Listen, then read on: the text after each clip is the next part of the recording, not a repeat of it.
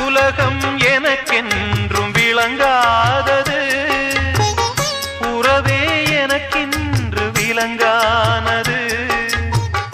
அடடா முந்தானை சிறையானது, இதுவே என் வாழ்வில் முறையானது.